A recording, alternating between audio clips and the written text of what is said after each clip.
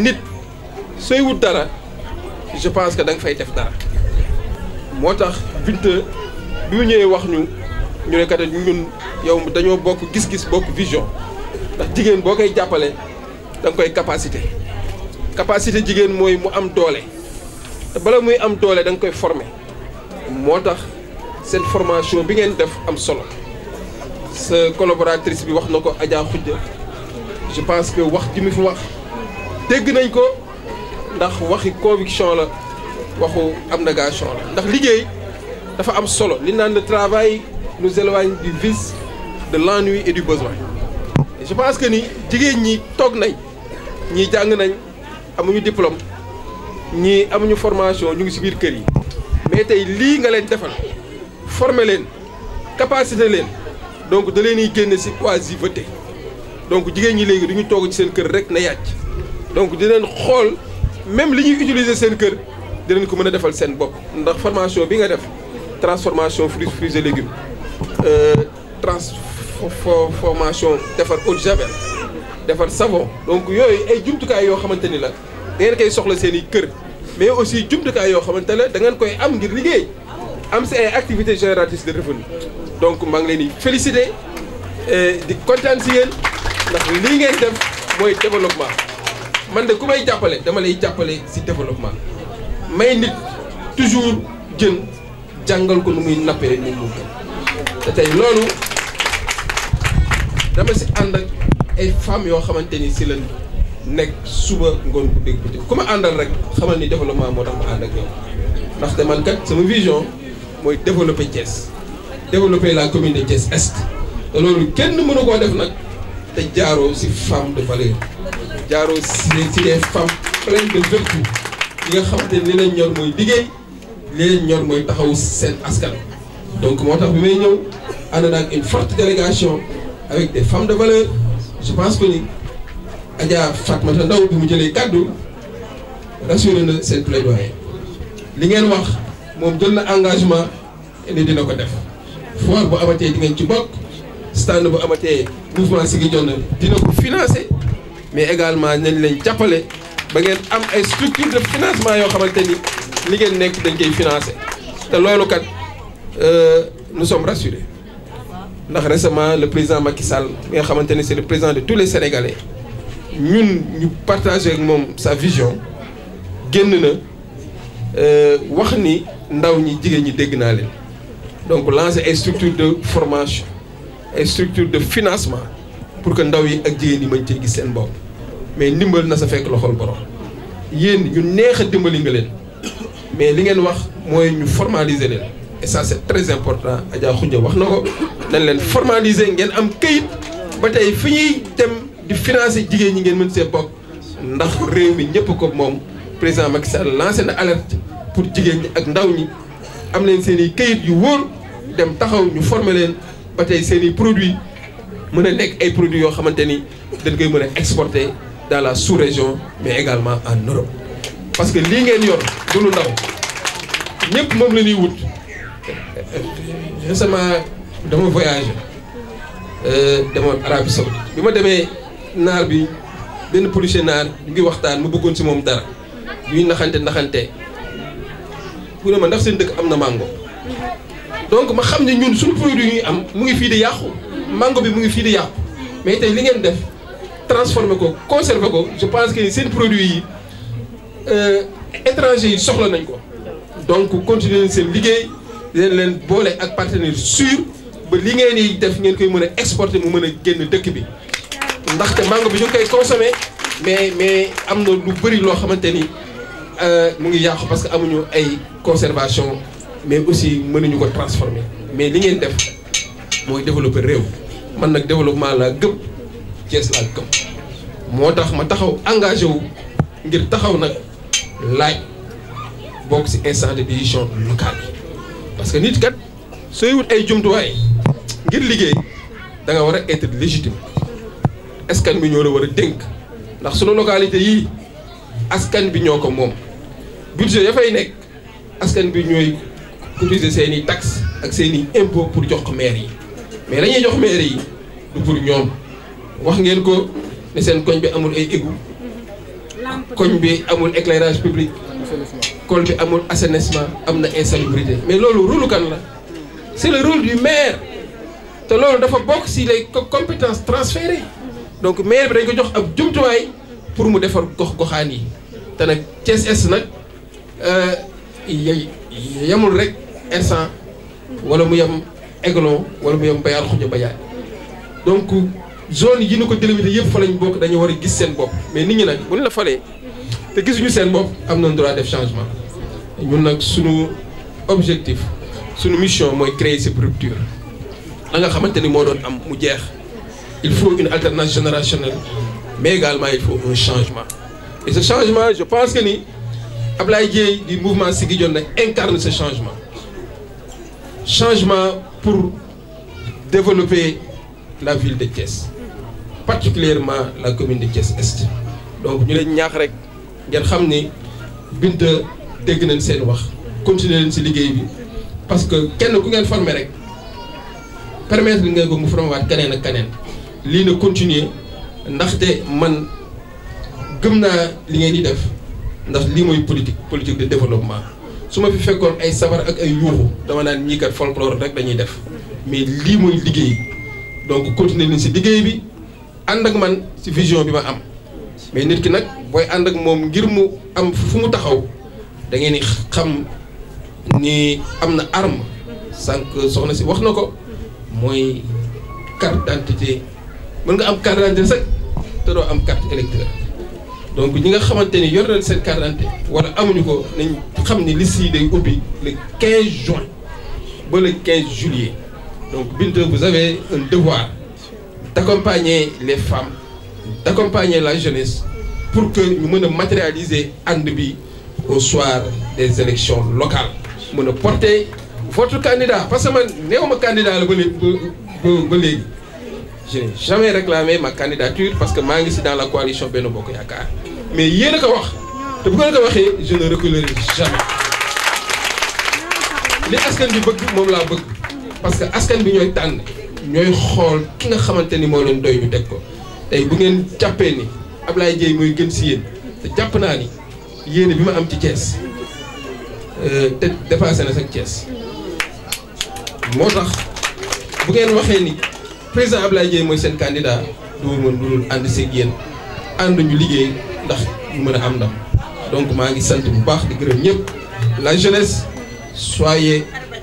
patient soyez rassurés te xam ni vous avez un leader jeune qui aspire au développement mais aussi qui a des ambitions pour développer ce pays-là parce que nous avons des partenaires sûrs qui vont nous accompagner par des projets de société pour que la jeunesse puisse avoir des emplois et ça je pense que ni ku xam Ablaye Dieye xam ko ni liggéey la gëm parce que le secret des pays qui se sont développés réside dans les valeurs et les vertus du travail liggéey fu mu amul kenn du dem man de liggéey laa gëm lu ma am liggéey moo ma ko may te liggéey boobu aussi dinañ ñëw ànd ak suñuy partenaires ñu créer fi ay structures yoo xamante ni jeunes yi Thiès duñu xalaate di génn Thiès di dem di wuti liggéey parce que Thiès Est dafa am ay ressources yu am solo mais boo leen dénkee ñoo xamante ni amuñu vision amuñu esprit de management donc duñu mën a doxal loolu ñun nag loolu lépp jàpp nañ ni am nañ ko te incha allah nañ fi def loo xamante ni bépp jeunesse boo xamante ni war nga am si loo war a jàpp dinañ ko taxawal. newoon naa leen dinaa leen indil Abdoulaye Dieye ngi nii suñu président Abdoulaye Dieye mi ngi nii. xam naa ni léegi nag kenn ku ci nekk boo ko gisee di nga ko xàmmee naa leen ko digoon defe naa man sama jaan wàcc na léegi nag fu mu toll nii damay wax ak suñu waa koñ di leen wax ni ñun ñoo ci des président man nag dama féetee ñaari côté dama nekkoon Parcelles ñëw toxu ci Fayu loolu moo tax affaire bi xaw a doy waar moo tax sama liggéey day xaw a jafe ndaxte mënumaa dem Parcelles bàyyi Fayu mënumaa dem tamit Fayu bàyyi Parcelles moo taxit sama groupement dama koy partager ak chaque fois su ma defee 10 Fayu ma def 10 Parcelles loolu laa ko mën a yemalee ñuy dolli di sant gërëm di santaat rek di leen wax ni kontaan nañu gis nañu carrément tamit gis nañu li ñu dimbalee xeebuñu ko président dafa doon loo xam ne man mën naa ne lii musta am suñu koñ lii nii mën naa ne bëriwul te gis naa ni tamit man bi ma fi ñëwee ba tey c'est pour la première fois ñu tase ci milieu yu mel nii ci biir Fayu dama koy wax au nom des femmes ndaxte bi may commencé liggéey di dem ci ay bërëb su ma ne président Abdoulaye Dieye kii la ñu ne ma kan mooy Abdoulaye Dieye moo tax ma ne leen man je ferai tout que ba Abdoulaye Dieye ñëw suñu koñ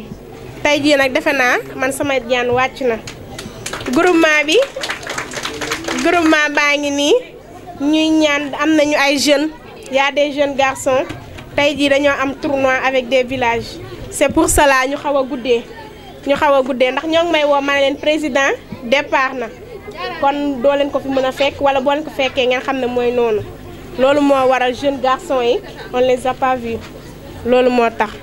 gis nañu liggéey bi gis nañu jàppale bi gis nañu taxawaay bi ñuy ñaan nag yàlla barkeel lépp ba tey jii li ñu transformé nii mu doon ay usine doon ay société mooy suñu ambition mooy suñu engagement tamit loolu lañ bëgg ndaxte tey jii ñoo ngi ñaan yàlla bu ñu paree ci lii nii dañuy wut ay marché yàlla def na ne am nañ ay marché avec des hôpitaux parce que am nañ ay savon antiseptique am nañ ay savon bio lépp lu ñuy liggéey dafa nekk bio on travaille sur le bio la ñuy liggéey muy confiture limon confiture madde jinjeer buy bisaab bu weex yooyu yëpp ñun bio la ñuy defar ak mangue chess bi nag yàlla dafa defoon stock bi ñu njëkkoon defar dafa jeex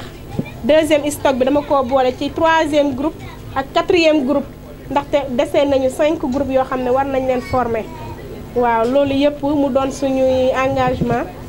yoo xam ne dañ ko nekkoon di continuer travail bi ñu doon continuer suñu travail mais mënuñu boole ñëpp yàlla def na ni local bi mënuñu dépasser 40 personnes mënuñu koo dépasser kon boog dañoo obligé ñu am limite boo xam ne dinañ ko mën a kii avec les mesures de barrière pour mën a liggéey suñu liggéey correctement léegi dañuy ñaan nag président nga jàppale ñu comme Adja Ngoné ni mu ko waxee ci les moyens pour légaliser am yenn papier yoo xam ne dinañ mën a dem dans les foires tijji suñuy magasin ñu am suñu stock yi fu ñu koy def pourquoi pas man damay dem Casamance ñu jëli bagage suñu defaree ñu yóbbante leen loolu mooy suñu ambition may dellu di rafetlu di wax sa yëbbante étudiants yu nekk Ziguinchor venant de Thiès ñoo ngi lay sant di la gërëm fekk nañ ma ba sama kër ñu lay féliciter di wax sa taxawaay ak sa loxo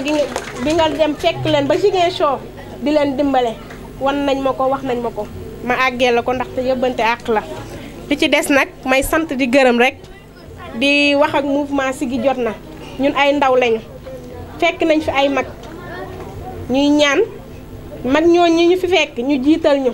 ñu wan ñu yoon ñu tette ñu ak xol gu set ndaxte Siggi dara yoru ko lu dul xol gu yaatu boobu si kan lañ ko gisee ci Ablaye ci président Abdoulaye Dieye kon boog président doy nañu référence man li may wax suñu waa koñ président doy nañu référence bu ñu xoolee ci moom rek war nañoo bokk ànd liggéey ngir rek ñu matal suñu yéene mu am mairie bi man waxuma maire est de man mairie Thiès laay wax mënuma sax wax maire est man mairie Thiès laa wax bis buñ ko yoree waa Thiès dinañ xam ne président Abdoulaye Dieye yor na Thiès ndax gis nañu lépp li muy def Thiès may rafetlu di jéggalu ci kàddu yu gudd yi. tey danoo kontaan lool ci recevoir ko fi ndax lim ñu defal ndax lii comme ni mu ko waxee sànq réew boo ko bëggee développer da nga koy jaare ci jeunesse mbaa nga jaare ko ci jigéen ndax benn jigéen boo formé c'est toute une génération que tu formes waaw mu daal di jël une trentaine de tey jii mu jël une trentaine de femmes ñëpp mu formé leen maanaam mu def xam-xam ci ñoom ñii ñëpp tey ñu génnee ci mën a dem formé jiwaat ndax defuñu formation caaxaan déedéet formation bu soigné lañ def formation boo xam ne tey kenn koo xam ne ci ñoom boo ko jëloon taxawal ko fii mu wan la processus bi wan la li ñuy utiliser wax la procédure bi ni ñu koy defee wax la système bi ñuy protéger woog leneen li ci topp yëpp ba ci commercialisation bi ni ñu koy defee loolu ku ñu ko defal dimbali nañu ndax jamono ji méttee na noo xam ne muy man muy samay morom jigéen ñëpp am nañ problème emploi jeunesse bi ñëpp am nañ problème emploi te lii favoriser na lii day favoriser maanaam recherche d'emploi bi ñuy wax fi mu toll nii lii c'est un atout en avant ndax parcelle nga jël diggante du ma ne parcelle sax ndax ni ko sunu papa ji waxee daanaka lii Binta yamalewu ko parcelle kase dafa massifier carrément ndax fayu parcelle ak génn parcelle Mbour 1 ñëpp mu boole leen ci plus de trentaine de femmes mu former leen loolu c'est un atout pour toute la ville de Thiès ndax luy génnee fii la duggaat ci ay koñ te koñ bu mu duggaat it mën na faa juraat lu toll nii kon loolu dara la ñu ngi ko ciy sant di ko ci gërëm bu baax di sant it président mi nga xam ne moo nu jàppale par ses moyens daal ñuy dimbali lii mën na noo wax lenn bu ñu poussé politique teraanga àdduna bët maanaam kuy dox jàpp sa loxo bu la nee bu ma amee oto yóbbaale la da nga koy gëm.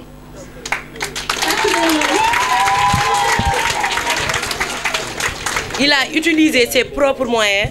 pour maanaam jàppale ñu ci lii kon tey buy wut mairie bi nañu moom bu jëlee mairie bi ñun dinañ ci jëriñu dañ koy mën a gëm te dañ ko ciy jàppale itam te nous nous engageons fii ci kanamu ñëpp ndax gor ca wax ja te ku la defar rek waaw ku ëmb sa sànqal nga ëmb suturaam olof lii la wax tey ëmb na sunu sànqal ndax tey jii ñun ñu toogoon yëpp ne yàcc na yasar sunuy kër am nañ lu nu mën a def ba génn ci am as tuut lu nu mën a suturloo kon tey jii sama baat laa koy jaarale wax ci turu mouvement bi ñun ñi nga jàppale ñëpp maanaam ñun sasu nanu ñun xaacu nanu boo wootee danañ la jàppale te danañ ko ànd ak bintaam yi fu mu la woo ñu foo ko woo du moins ñu fekk si la fa waaw mouvement bi nag dañ maa yóbbante woon pour ma wax maanaam ci ginnaaw jàppale gi ñu jàppale doon nañu gën a soxla ay moyens ndax lii dafa laaj lu bari te xam nañ ne di nga ñu ci fekk si ndax bi ñuy defal lii laajuñu la ko waaw sa bonne volonté nga jógee defal ñu ko kon tey dañuy egge rek quelques manquements yi ñu am xam ne di ñu ci jàppale ñun loolu am nañ ci yaqin gi waaw muy ci côté moyen nu ñuy def ba maanaam exposer produit yi nga xam ne ñun ñoo ko produire soit mu doon ay stand yu ñuy am ci biir ville bi soit mu doon ay boutique aussi nu ñu def ba légaliser mouvement bi maanaam en matière de commerce ñu mën export import am registre de commerce am NINEA luy wanele comme genre nous sommes une entreprise ndax tamit du maanaam ay intellectuel dañ cee ne ñoo xam ne tey mën nañoo diriger entreprise ndax ci biir ay restauratrices ñi ngi ci ay coiffeuses ñi ngi ci ay étudiantes ñi ngi ci ñu sori lool fa ñu nekk ca université te loolu itam xam nañ ne di ngeen ñu ci jàppale. à Thiès mu nekk benn projet boo xam ni lim ci njëkk a woote mooy le renouveau politique c'est-à-dire on doit opérer une rupture par rapport à la politique politicienne qui est devenue maintenant caduque pour instaurer une politique de développement durable axée sur l'éthique surtout et la responsabilité parce que li mu ñu woo mooy une politique de valeur li mu ñu woo mooy ñu coppiwaat xar kanamu Thiès mais nag dafa jàpp ni lu benn man fukk ñoo ko dàq mu ni nag ndawi Thiès jigéenu Thiès kaay leen ñun ñëpp ñu mutualiser suñuy force boole suñuy dem ak suñuy Dakar di xàccandoo di dóorandoo pour que lii nga xam ne moo ñu naqari au sein de notre municipalité ñu mën ko changer fépp foo dem ñu ngi lay wax ay problème assainissement di la wax ay problème éclairage public di la wax ay jafe-jafe yoo xam ne gox yi ñu ngi koy jànkontoo te moom mu nekk koo xam ni dafa am expérience managériale nekk un chef d'entreprise nekk koo xam ni am na aussi des partenaires yoo xam ni bëgg nañ ko accompagner pour lii nga xam ne tey jii dafa jëm muy les élections locales c'est-à-dire la commune Est pour que mu mën kaa liggéey apporter ci une touche nouvelle. Quand on prône pour mettre le président Abdoulaye Dièye à la tête de la commune Est, c'est pas pour le président d'être maire simplement mais dañoo am yaakaar que kii nga xam ne c'est une jeunesse bokk ak ñun même génération def ay preuves apporter sa contribution pour le rayonnement de Thiès pour le développement local dans tous les volets nag, que ça soit la santé, la religion, la culture, les sports, l'éducation, ainsi de suite. Tout à l'heure ñu ngi wax réalisation bi nga xam ne mu ngi koy def ci xar kanamu hôpital régional bi nga xam ne daf ko transformé complètement mais li mu def ci éducation kii toog bi ñu ubbee année scolaire bi dafa gis élèves yi nga xamante ne jii nii am nañ bac mais seen loxo jotewul seen ginnaaw mu jël lu mat 300 élèves yi nga xam ne am nañ bac maa ngi wax soxna si nee na moom sax bénéficiaire la mu octroyer leen des bourses de formation pour que ñoom ñu mën a dem ci école privée yi man faa jànge mais également les étudiants thiessois qui se trouvent dans les différentes universités du Sénégal bi ñu toogee seen bët xonk ki ñu daw wàllu du seen maire du seen kenn mooy le président Abdoulaye Dièye mu génne une importante enveloppe financière jox leen ko pour ñu dem wuti ji logement kii toog il a octroyé bi mu jugee ci loolu 5000 tickets de restauration aux étudiants de Dakar pour mën leen a jàppale seen dëkkuwaay donc mu nekk koo xam ni tayiwul benn yoon ci askan bi muy suba muy guddi muy taw muy naaj li koy firndeel rek ci biir taw la xuus doon def reboisement pour sensibiliser nit ñi à ce que ñu gën a sàmmat notre cadre de vie. Opération de nettoyage yi nga xam ne moom moo ko lancé woon daaw avec les associations de base qui se trouvent autour qui gravitent autour de DVF parce que dafa gëm que ni béy si say oomu tànk donc projet de société la wan ci aspect yëpp président Abdoulaye Dièye sensibiliser ci ndaw ñi bi muy dugg ci politique. Je me rappelle les premiers discours bi nga xam ne daf ko daan jël mooy que ni li ñu daan taxer la jeunesse thiessoise mooy une jeunesse malsaine daf ko naqari mais nag il va transformer la jeunesse thiessoise en une jeunesse saine avec ce qui jot na tey jii bu ñu gisee ndaw ñi ni ñuy doxee ci politique di wax ak seen teeyu bakkan di def politique bu sell mën nañ ko gërëmee le président Abdoulaye Dièye. Mieux je pense parmi les premiers discours du président Abdoulaye Dièye li mu doon woote mooy que ni Thiès dafa war a def rupture par rapport à la rébellion la vie rebelle yi ñuy woote. moom mu yàgg gëm que ni ñi nga xam ne ñoo yore pouvoir central bi ak ki nga xam ne moom la suñu borom dénk pouvoir local bi dañoo war a am une collaboration pour que les politiques décentralisées Thiès mën si di bénéficier wu. kon tey jii bu ñu gisee les retrouvailles entre le président Idriss Seck et le président Macky Sall lu mu yàgg a gëm la lu mu yàgg a dox la lu mu yàgg a wax la donc c' est un consensus c' est un fédérateur c' est quelqu'un boo xam ne bu ñu ko porté à la tête de la commune est mën nañoo am yaakaar que ni lépp loo xam ne ñu ngi koy séntu muy nekk ay jafe-jafe bu réussir lépp 100% mais 90% yi dina am ay coppatiku parce que nag nit koo xam ne tey jii ci alalu boppam sur fond propre lay tibbee du ko def ci askan bi am nañ yaakaar bu ñu jëlee loo xam ne ñëpp a ko bokk dénk ko day jël ci lim yore toftal kaak lañ ko dénk mu nekk njariñu askan bi asalaamaaleykum wa rahmatullah